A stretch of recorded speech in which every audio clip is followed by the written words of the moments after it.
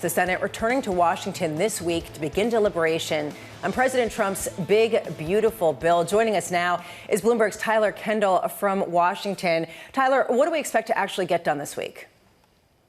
Yeah, Haley. So, well, there's a lot of different issues that the Senate ultimately has to work through. They're coming back after a recess and hearing from some of their constituents about what ends up being in this bill. Of course, the big issue is what you've been talking about, which is hiking the debt ceiling. We know that the House plan is calling for raising it from $4 trillion, but the Senate has said that they would allow even a bigger hike to $5 trillion.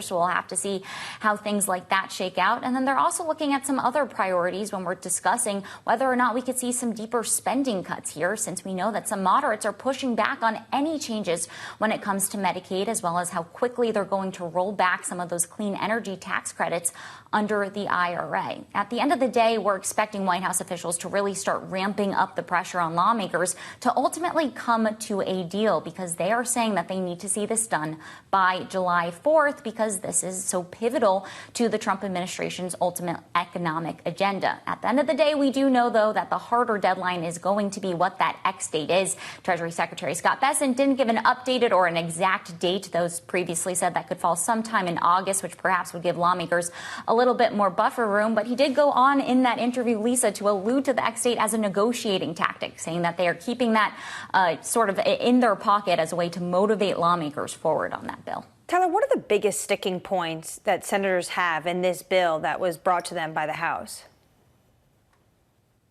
What are some of the biggest sticking points? Well, definitely. We have to see how it shakes out, particularly on those spending cuts. And then also that I mentioned, but also what happens with the tax cut priorities here going forward. One of the biggest sweeteners in getting that House bill over the finish line was lifting the SALT cap to $40,000. And we know, as you well know, there aren't really any senators that are advocating for that to be ultimately included. And we have to keep in mind it needs to ultimately pass both chambers here. So could that be on the chopping block in a meaningful way? House Speaker Mike Johnson has made it clear that he has sent the message to Leader John Thune that he wants to see that ultimately in the bill. And then, Amory, I would also watch what ends up happening to some of the temporary tax cuts. We know that leadership has signaled that they want to see some of those made permanent, including those priorities from the White House, including no taxes on tips and overtime pay. Also, some of those business incentives, like to build factories in the U.S., could those perhaps be made extended or more permanent? And what would that mean to these conversations about ultimately adding to deficit spending?